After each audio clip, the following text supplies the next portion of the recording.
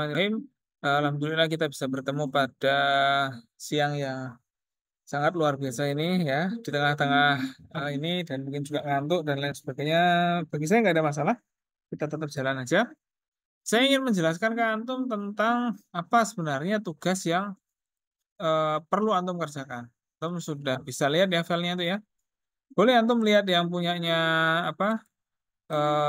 Mau mana yang dulu nih? Mau Bella dulu atau mau yang apa ini tugas IIP ini siapa? Nabila Nurul Azizah dulu. Ya boleh itu gimana tuh? Ya udah Nabila dulu ya. Nah, tugas makalah yang mau antum tulis di sini itu pertama adalah membahas satu teori. Coba antum lihat judulnya. Pengaruh Korean Wave terhadap mahasiswa berlewat teori konstruksi realitas. Ya kan? Teori konstruksi realitas. Maka teori itu nanti yang akan dibahas. Jadi sebenarnya kita lebih pada membahas teorinya saja. Ya, bukan mengukur pengaruhnya, kita nggak sampai itu. Cuman ini memang judul aja sih. Nggak tahu, kayaknya jadi skripsinya UT-nya itu ya. Saya nggak tahu lah nantilah. Nah itu. Jadi kalau bisa, antum cari teori yang unik, lalu ya, lalu ditulis, dan nanti diajukan ke proposal. Kalau bisa dilanjutkan dalam magang. Makanya kemarin kan saya tanya antum, anti mau teori apa? Misalnya kayak gitu. Mau teori apa jadinya? Karena kemarin itu karena kan ada kuncinya juga kan transaksi kemarin dari pelajaran tentang kuantitatif kemarin itu pasti kayak Boleh aja. Itu udah jadi tugas dulu. Ah, dilanjutkan. Apa yang mau kita lanjutkan? Kita menjawab siapa penemu teorinya. Ada nggak penemu teorinya? Kalau cuma Maslow doang kurang seru ya. Maksudnya teori itu kadang secara paralel ditemukan juga orang lain. Ya, yang kedua pertanyaan yang kedua adalah itu Abraham Maslow menemukan teori itu setelah melakukan apa? yang kita Ya, jadi nanti ada pertanyaan-pertanyaan itu. Kalau antum lihat ya di pendahuluan itu, coba antum lihat di pendahuluannya itu. Nabila Nurul Azizah. Coba antum lihat pendahuluannya itu nulis apa? Dalam karya buku Peter R. Belzer, dalam bersama Thomas Lukman. Nah, itu dia. Jadi dalam pendahuluan langsung ngomong teorinya itu berasal dari mana. Kalau antum lihat punyanya Bella Octavia, antum juga akan lihat teori yang dikembangkan oleh adalah manajemen komunikasi, dikemukakan oleh George Terry. Langsung. Coba kalau antum lihat lagi yang lain misalnya, itu tadi sudah dua ya. Kalau kita katakan kita butuh tiga, siapa lagi itu satunya yang perlu dilihat? Nur Amelia. Coba antum lihat Nur Amelia, apa isinya? Ya, itu sebenarnya terlalu mainstream ya teorinya ya. Tapi makanya saya bilang ke antum kan kemarin cari teori yang agak unik. Makin unik itu akan makin mempermudah antum dan membantu antum dalam eh, kita media sosial terlalu teori dan dia bisa, ya jadi kan? kayak sebelumnya teori utilization pada start di apa sebutin lagi jadi teori of Nah, transaction. jadi gitu caranya bekerjanya. Jadi kadang kita belajar tahunya secara garis besar komunikasi antar pribadi misalnya. Nanti turun lagi ada teori apa di situ. Nanti kadang turun lagi ada teori kecilnya lagi yang ada di situ.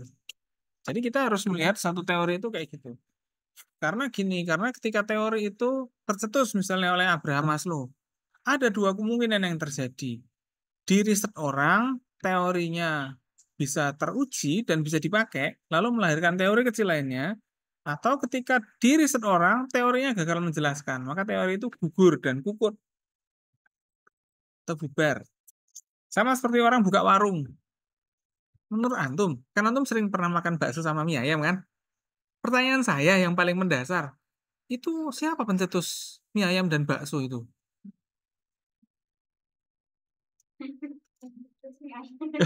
Nggak, maksud saya gini loh. Itu seperti kayak gitu contohnya. Setelah udah ada mie ayam dan bakso, orang kan akan menguji itu kan.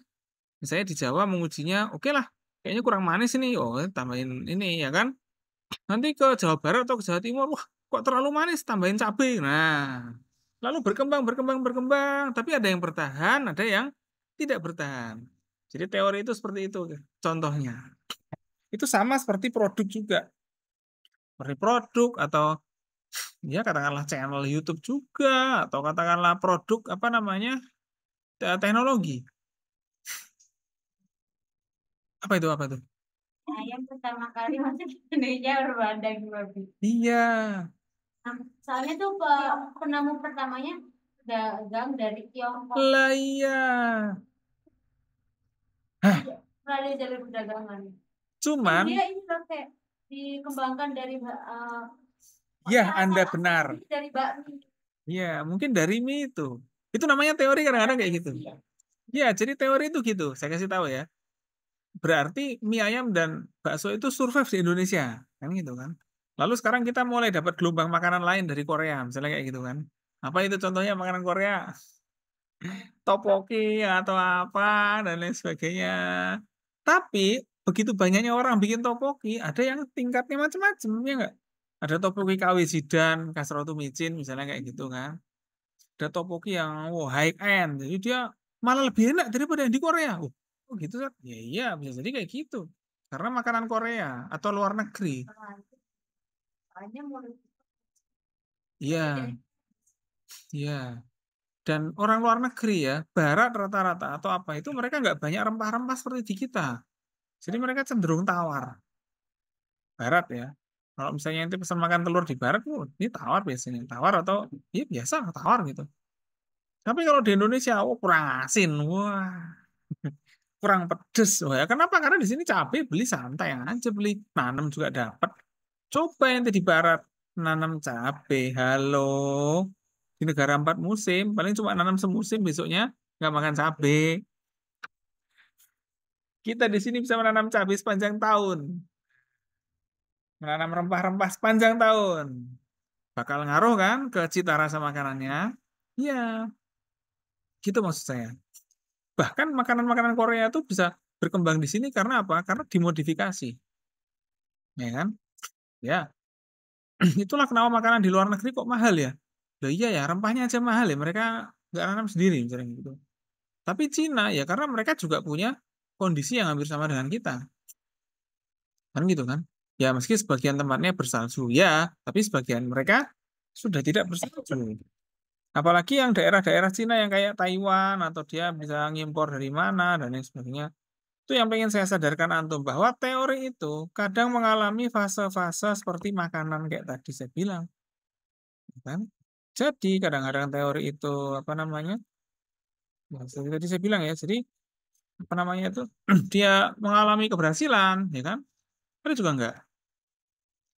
Ada enggak makanan asli Indonesia yang sudah antum hampir lupakan kira-kira apa? Geduk, antum tahu geduk enggak? Oh masih tahu. Oke bagus. Antum tahu makanan namanya apa ya?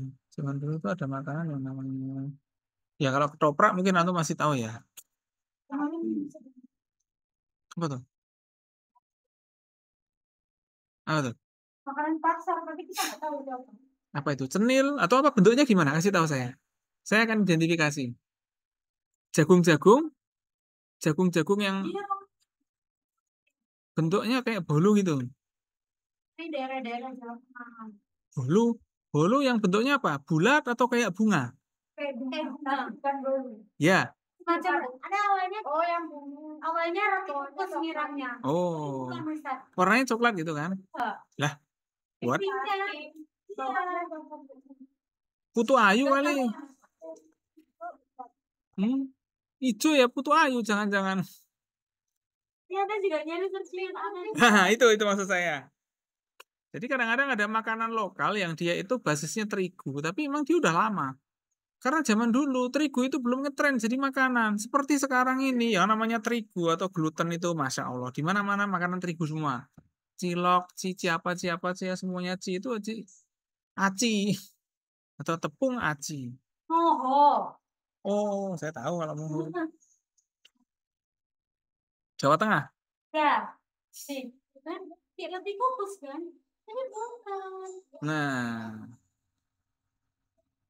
memang bentuknya mirip roti dikukus. Itu yang itu warnanya apa mohonya? Pink atau hijau atau kuning? Coba lihat kayak gimana.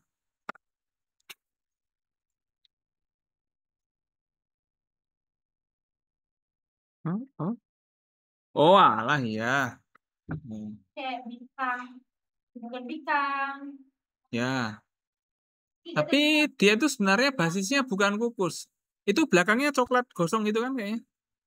Ya, ya. Ya belakangnya. Mm-mm. Ya jadi dia tuh kayak kayak serabi gitu loh. Pakai cetakan. Bisa juga ada yang pakai daun. Karena nggak punya cetakan, yang klasik tuh pakai daun. Dia cor gitu di atas lembaran atau batu. Kalau zaman dulu masih pakai batu. Atau besi panjang. Nah, lalu dibuka gitu jadi bulat kelihatan merekah kayak gitu kan. Loh kok jadi ngomong makanan sih? Balik, balik, balik, balik.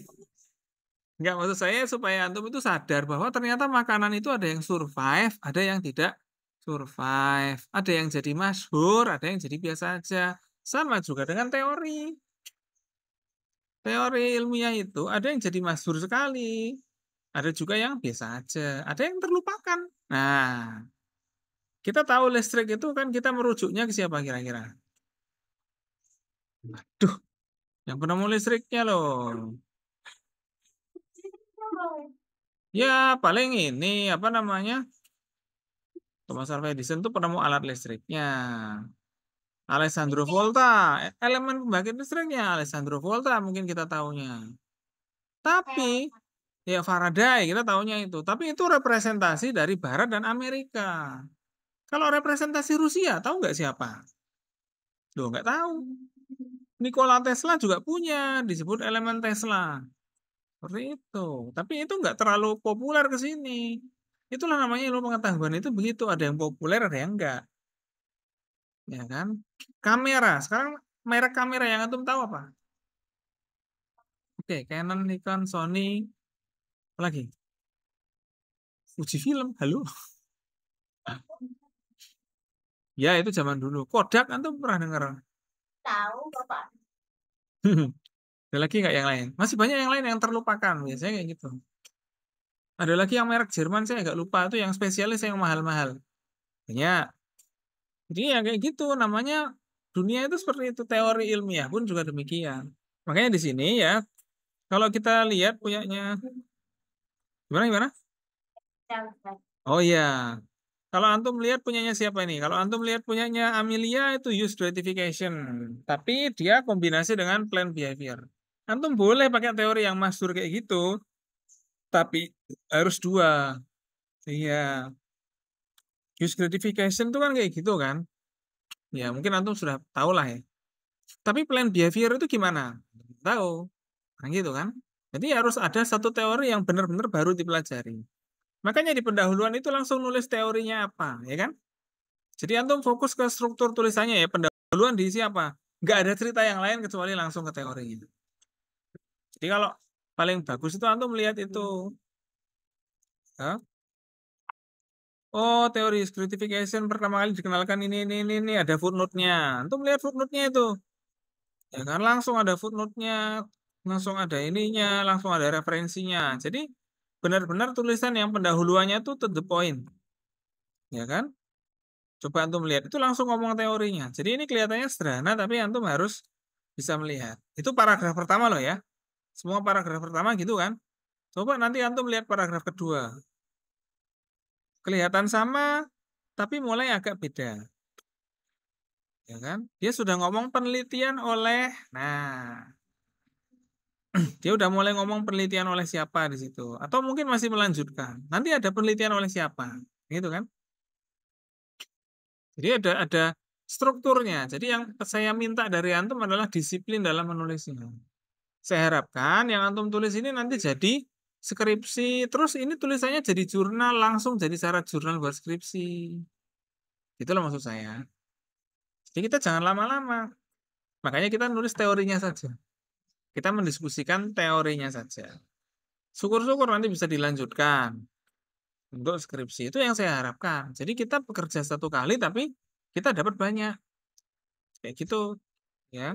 Ini namanya untuk persiapan 3,5 tahun atau 4 tahun ya harus kayak gini. Memang kita benar-benar harus nggak boleh nunggu, tapi kita benar-benar berjalan, mencari, melacak, aktif, ya kan? Ya kadang-kadang ya berlari juga. kadang nabrak. Ini juga orang resiko ya. Resiko belajar berjalan kencang nabrak. Kalau orang jalan pelan-pelan, ya memang nggak nabrak, tapi nggak nyampe-nyampe. Nah, tentu pilih mana? Kan kayak gitu kan. Nabrak dikit nggak apa-apa. Kan gitu. Jadi kayak gitu. Jadi teman-teman ini sudah mau ending ya. Ini semester 6 nanti 7 magang, 8 ujian skripsi mestinya. Kayak gitu. Makanya ya itu tadi yang saya bilang, ayo langsung udah mulai bahas teorinya. Ya, jadi itu pendahuluannya seperti itu ya. Nah, apalagi isinya yang lain? Dalam isi yang lain itu mestinya antum nanti akan membicarakan ya penelitian terdahulu, jelas ya dalam pendahuluan, penelitian terdahulu ya. Terus ada hal yang unik lagi yang antum perlu lihat yang ada yang sama-sama ada dalam tiga tiga contoh itu, ya kan?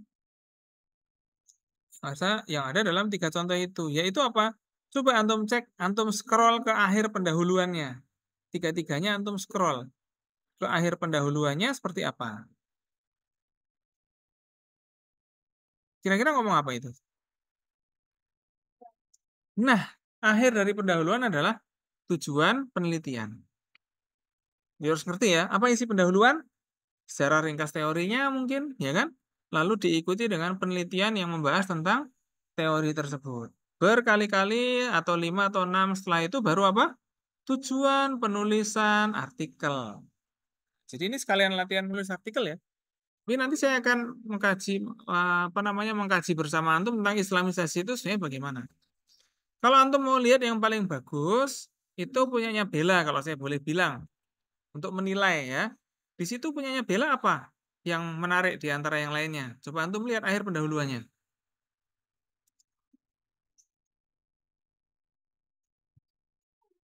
Hah?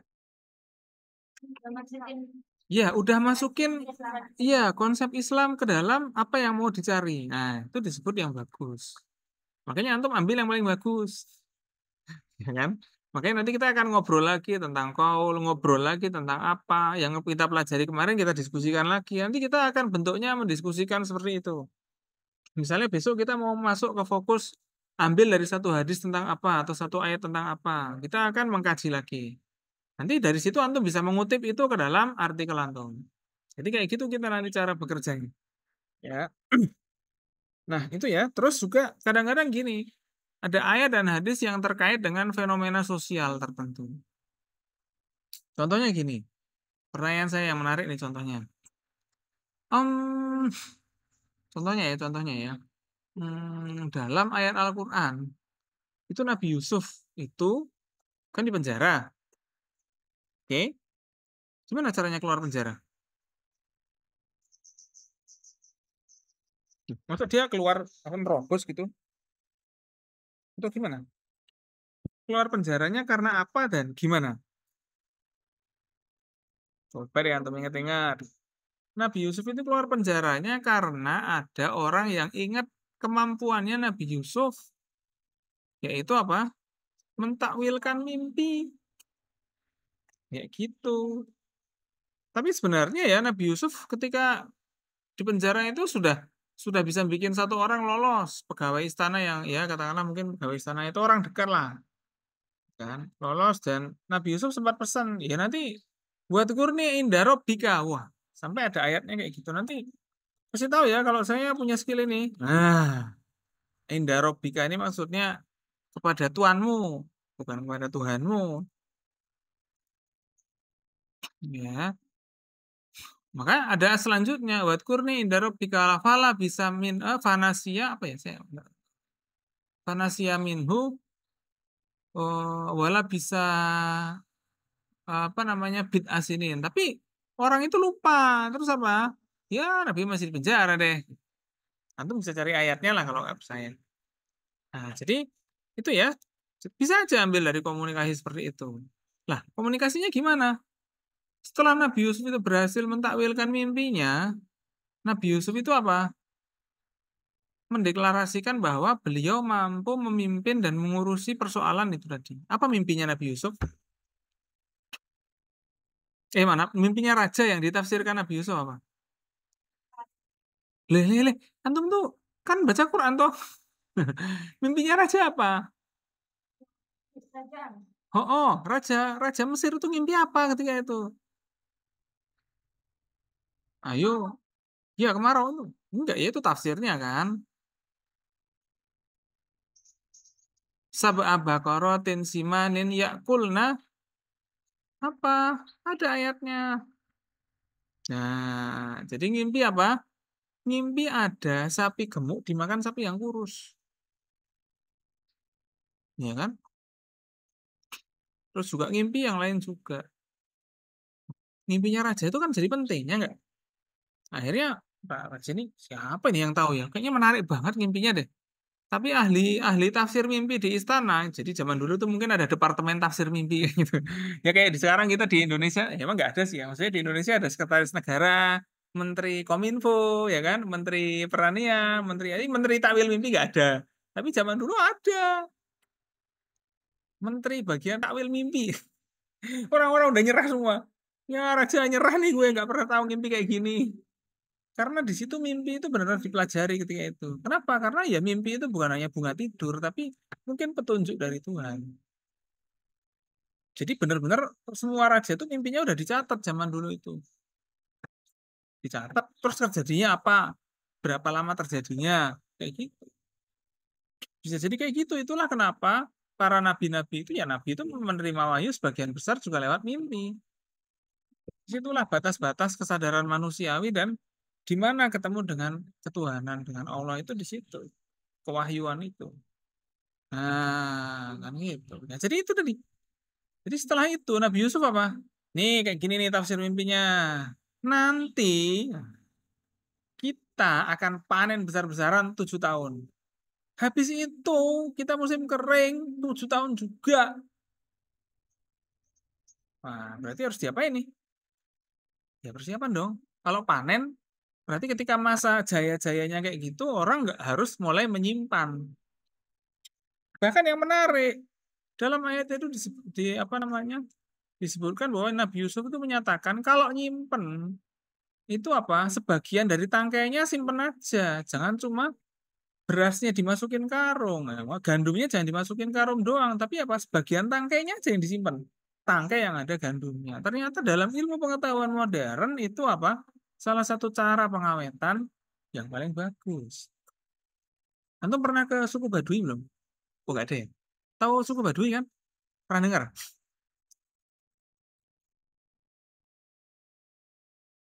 Jawa Barat. Jakarta. Hah?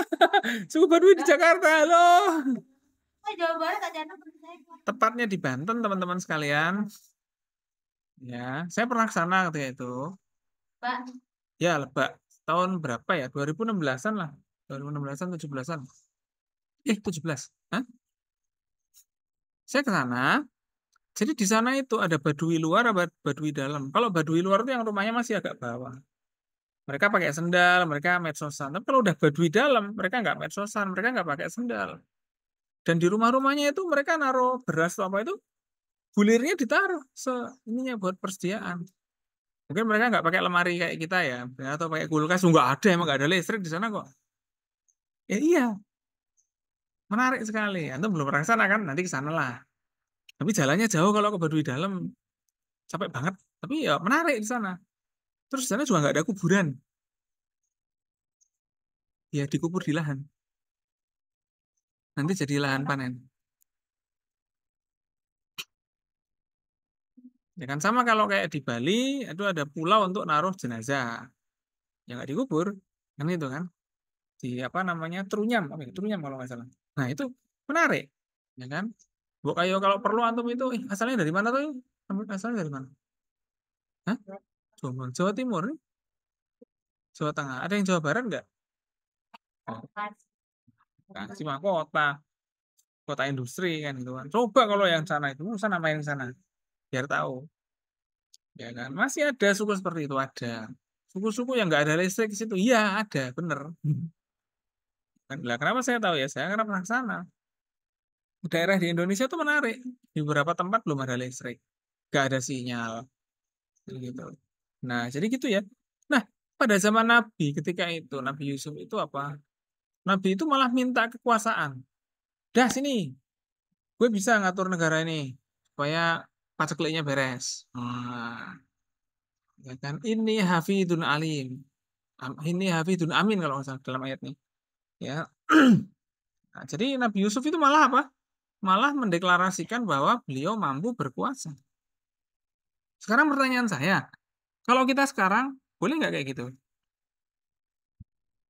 Siapa nggak boleh? Berarti itu boleh. Kalau kita antum nanti jadi politisi misalnya, saya insya Allah saya ahli komunikasi untuk bisa buat ini, ya boleh. Justru namanya itulah dalam komunikasi itu pernyataan Nabi Yusuf itu bisa dikategorikan sebagai strategi komunikasi, ya kan? Strategi komunikasinya gimana? Menyatakan bahwa dirinya memang mampu. Ya, ya, saya yakin kalau Nabi Yusuf jelas mampu. Kenapa ya Nabi kan gitu kan? Beres aja lah kalau sama Nabi itu. Gitu. Ya. Jadi itu sampai seperti itu. Bahkan juga termasuk juga kayak Nabi Sulaiman juga. Doanya Nabi atau perkara yang diucapkan Nabi itu mesti dikabulkan oleh Allah Subhanahu wa taala. Itu kan Nabi. Karena Nabi itu dicintai Allah, ya kan? Bahkan kayak Nabi Sulaiman, apa doanya? Jadi semua nabi itu punya doa-doa yang apa ya istilahnya tuh? Doa yang sakti lah gitu. Tapi doanya Nabi Muhammad hanya nanti ketika kiamat saja. Para nabi yang lain punya doa-doa yang sakti. Nabi Nuh apa doanya yang sakti itu? Ada. Doa itu menyebabkan banjir. Robbila tadar alal ardi minal kafirin dayyaron. Itu doanya Nabi Nuh. Doanya Nabi Yusuf ya itu tadi ada. Ya kan? Ada lagi doa nabi-nabi yang lain. Doanya Nabi Sulaiman contohnya, Robbi habli mulkan layam bagi li ahadin mim ba'di. Ya Allah berikan saya kerajaan yang tidak mungkin setelah saya ada yang punya. Menarik kan? Ya kalau ente yang doa ya krik krik krik krik krik krik. Ya makanya itu. Jadi itulah dicintai Allah itu seperti itu maknanya. Jadi bisa jadi ya kita melakukan sesuatu terus dicintai Allah, jangan-jangan kok terkabul harapannya bisa jadi. Makanya lakukan sesuatu itu untuk mencari cinta dari Allah. Ya. Bukan sekedar biar selamat, biar lulus, biar dapat jodoh, biar. Udah kalau emang kita biar dicintai Allah itu, insya Allah aman. Nyantai aja. Walaupun kerjaannya banyak, kadang muflis, gak punya uang, kan gitu kan. Kadang nggak ini dan lain sebagainya. Bismillah. Tetap beramal, tetap tersenyum, tetap serius, ya kan, tetap bantu orang. Insya Allah dicintai Allah. Ya, kayak gitu. Makanya itu bisa dilakukan dengan cara-cara yang bekerja, berkorban, tuh kayak gitu. Ya, jadi ini kita sekalian menyampaikan bahwa ya bisa kayak gini. Nah, jadi itu teman-teman, bahwa dalam pernyataan, jadi ada strategi komunikasi. Ya, dalam ada kaul tadi itu atau dialog Nabi dalam Al-Quran itu punya basis strategi komunikasi.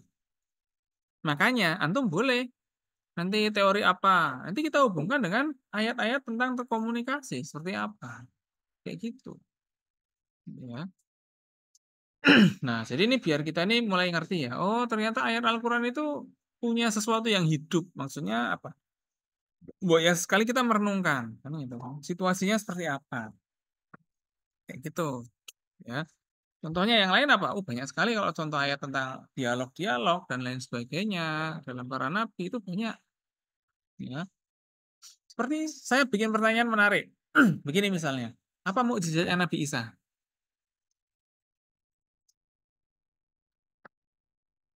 Lah, apa mukjizatnya Nabi Isa? Aduh. Oke, yang lain? Ya, terus yang lain? Ya, berbicara saat bayi. Pertanyaan saya, ketika bayi Nabi Isa ngomong apa?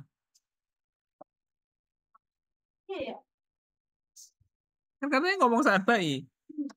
Lah ya, ada dia ayat Al-Quran dalam surat Maryam ayat 31-an itu. Ya kan ada tuh kalimu man kana fil mahdi sobiyan terus apa lagi tuh beriul akmah wal abroso wa tuhyil mauta biidznillah, ya kan? Apalagi itu mukjizatnya Nabi Isa. Tapi ternyata Nabi yang kebanyakan mukjizat itu dalam tanda kutip jadi agak masalah ya. Masalah Ustaz. Akhirnya apa? Dikira anak Tuhan. Lah, kan gitu kan. Tahu juga ya ternyata terlalu banyak mukjizat. Waduh, bukan kacau sih, tapi ya itulah namanya ujian kan gitu kan. Ujian dari Allah tuh kayak gitu. Ternyata itu membuktikan bahwa kita mukjizat yang luar biasa kayak gitu tuh dampaknya nggak terlalu banyak kan gitu. Sebenarnya ya cuma buat orang yang ketika itu aja ada. Tapi ya kayak mukjizatnya Nabi Muhammad tuh apa? Ayat Al-Quran itu tadi. Yang mana dalam Al-Quran banyak dialog-dialog yang dia itu bisa menyadarkan kita. Ya kan? Nah, itu ya sebenarnya mau kita bicarakan seperti itu. Nah, tadi ketemu nggak tadi apa yang dikatakan Nabi Isa? Dan kalau antum bisa bayangkan situasinya itu menarik. Ada yang buka surat Maryam? Itu buka. Coba buka ayat 3, ayat berapa tuh? Hah? 31-an. 30 apa bunyinya? Ya, betul. Itu kata-katanya lagi. Hmm. Terus, terakhir. Iba Suhai. Nah, itu kata-katanya. Ya kalau ngomong kan mesti dibuktikan kan. Nah, itu Al-Quran ngomong apa, dijelasin. Tapi ketika itu, antum mungkin nggak ngebayangin situasinya ya. Coba antum bayangkan kayak gini. Misalnya antum, itu kan Maryam ya. Maryam itu melahirkan. Melahirkannya di mana? Rumah sakit. Di mana? Bawah pohon kurma tuh pada tengah pasar atau di mana? Nah, kita nggak tahu ya. Jangan-jangan memang di kebun kurma di sebelah mana agak jauh dari desa. Kenapa? Khawatirnya apa? Ya macam-macam. Kan gitu kan. Dikira anak haram atau apa kan dia lahir tanpa ayah. Dia melahirkan tanpa ada suami. Akhirnya pas pulang ke desa, coba lihat ayat sebelumnya itu tadi. Dia pulang ke desa kan. Nah, apa itu? Ya Maryama, apa itu? Iya. Jadi kesimpulannya apa menurut antum? Kan Maryam habis lahiran tuh, pulang ke desa kan? Bukan difitnah. Berarti zaman itu udah ada orang yang hamil di luar nikah banyak. Ya enggak? Coba antum mikir nggak? Berarti orang ketika itu tuh, orang hamil di luar nikah ketika itu banyak dan ngetren. Tapi orang yang sedang berjaga itu emang pengen anak-anaknya jadi orang baik kan ketika itu. Cuman ya ada yang rada julid juga kan. Yaitu julidnya itu tadi. Maryam, lu juga mirip kayak gitu kan? Katakanlah ente bawa bayi, Maryam tuh bawa bayi, odok masuk gerbang sana ada yang jaga, bapak-bapak. Hah? Maryam, lu juga? Ngerti nggak maksud saya? Maksudnya, lu juga? Lah iya, ibaratnya kayak gitu. Terus gimana kata Maryam? Maryam ngomong apa nggak? Ya, nggak ngomong apa-apa, tapi apa? Fa'asyarat ilaihi. Nunjuk ke bayinya. Kenapa ya? Maryam nggak tahu kok dia lahir juga. Kok lahirnya kayak gini? Ya kayak misalnya antum gini lah. Lagi ada apa di kelas gitu. Tapi antum nggak tahu kalau dosennya mau datang atau udah deket kelas. Tapi ada teman antum yang dari depan kelas udah tahu kalau dosennya datang. Maka ketika dia masuk kelas, dia ngasih isyarat. Sama kayak Maryam kita datang juga. Aduh mau jawab apa ya? Ini nggak, saya nggak tahu, tanya aja dia kan gitu kan. Akhirnya kaumnya bilang apa? Kaifa nukallimu man kana fil mahdi sobia. Gimana kita ngomong sama bayi katanya gitu kan. Halo nih ngadi-adi, gimana kita ngomong sama bayi? Kan gitu kan. Jadi mungkin ketika itu normalnya orang juga hamil di luar nikah dan diaborsi, ya enggak? Tapi kan kalau Maryam bawa pulang itu kan akhirnya, lah orang Maryam, lu juga. Akhirnya Maryam nggak tahu nah. Ini tanya aja dia. Kan gitu. Ternyata yang ditunjuk ngomong. Kan gitu kan. Apa ngomongnya? Itu udah gitu ngomongnya. Kan gitu kan. Ini Abdullah. Gue ini hamba Allah. Kayak gitu. Ini bisa ngebayangin nggak situasinya kan gitu kan? Bayangin situasinya kayak gitu. Orang kaget semua kan. Ngomongin. Kalau antum Surabaya atau mana, ngomongin kira kan gitu kan. Atau gimana kira-kira tuh? Coba bayangkan. Kan menarik kan? Ayat Al-Quran itu jangan cuma dibaca aja, coba pikirkan situasinya ketika itu, ya kan? Kok bisa ketemu orang? Oh, berarti ketika itu desanya Maryam itu orang kayak Maryam itu termasuk stok menantu idaman yang udah langka, misalnya. Katakanlah gitu. Sudah langka nih stok menantunya. Dia juga dikiranya gitu kan. Tapi ya orang akhirnya jadi setengah menormalisir, maksudnya udahlah gimana lagi orang udah kayak gini semua kan. Tapi ya gimana pun itu harapan mereka tertuju pada beberapa orang, salah satunya ya Maryam tadi. Maryam lu ya gimana gitu lagi berarti. Berarti orang ketika itu sudah dikenal ada apa? Ini di luar nikah, ya enggak? Nah, kok kayak gini lu kan gitu kan? Gue kira kan, gue kira lu alim gitu kan biasanya. Kalau logat-logat Jawa Barat atau Jakarta gitu lah. Nah itu maksud saya. Jadi ternyata ada bagian-bagian dari komunikasi yang bisa kita kita lihat cerminannya. Oh, ternyata itu termasuk komunikasi apa? Nah, itu bisa nggak itu komunikasinya dijelaskan dalam teori komunikasi modern? Kalau menurut saya bakal bisa. Karena sesuatu yang ada dalam Al-Quran itu mesti bisa diuji dengan teori modern. Mesti. Kalau teori itu nggak sesuai dalam Al-Quran, saya yakin mustahil. Kenapa? Bisa jadi mungkin teorinya yang salah. Kayak gitu. Kan teori temuan manusia. Al-Qurannya udah lama ada. Gitu. Jadi saya nggak yakin kalau ada teori bertentangan dengan ayat Al-Quran, terus teorinya benar. Saya nggak yakin. Mungkin teorinya salah. Mesti teorinya bisa dibantah. Itu.